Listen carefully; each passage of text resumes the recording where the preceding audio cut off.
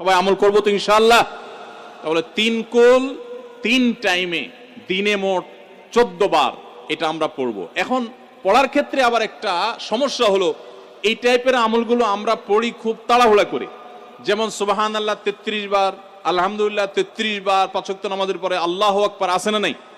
এগুলো সাধারণত কিভাবে পড়ে মানুষ বলেন? আমরা তো সবাই এ রোগের রোগী। কিভাবে পড়ি আমরা বলেন?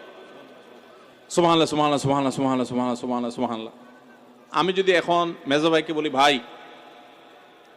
আল্লাহ আপনার ভালো রাখবে, ভালো করছেন ভাই, কি করছেন, আমি যদি তাড়াহুড়া করে কথা বলবো, উনি বলবে লোকটার কি মাথা কোনো সমস্যা হইলো কিনা।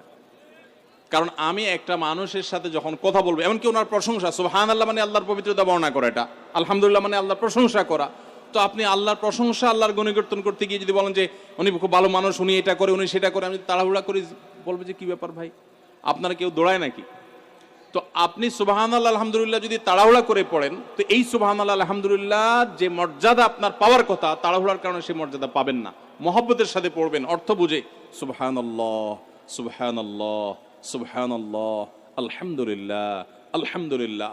কোয়ালিটি মেনটেন করবেন। দেখেন আমাদের মুসলমানদের, গোটা দুনিয়া জুড়ে মুসলমানদের একটা বড় ত্রুটি হলো যে আমরা আজকাল কোনো কাজে, সেটা দুনিয়ার কাজ হোক আর আখিরাতের কাজ হোক, সব কাজেই আমরা তাড়াহুড়া করে কোয়ালিটিটা নষ্ট করে ফেলি, আমরা কোয়ালিটিটা ঠিক রাখি না। আমার আফসোস লাগে অমুসলিম প্রধান দেশগুলোতে যখন যাই বা তাদেরকে যখন দেখি যে তারা কাজের মধ্যে কোয়ালিটিটা ঠিক রাখে, যেটাই করে কোয়ালিটি ঠিক রাখে। অথচ এই নির্দেশ আমাদেরকে আমাদের রাসূল দিয়েছেন, ইন্নাল্লাহা ইউহিব্বু ইযা আমিলা আহাদুকুম আমালান আন ইউতকিনাহু।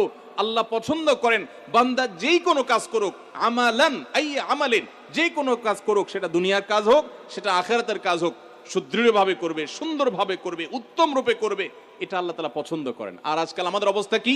আমাদের অবস্থা হলো যে আমরা তাড়াহুড়া করি। ভাইরা আমার, এই তাড়াহুড়া করে কোয়ালিটি নষ্ট করা যাবে না, বরং 3 কুল যতবার যেখানে পড়তে বলা হয়েছে মহব্বতের সাথে আস্তে আস্তে পাঠ করবেন।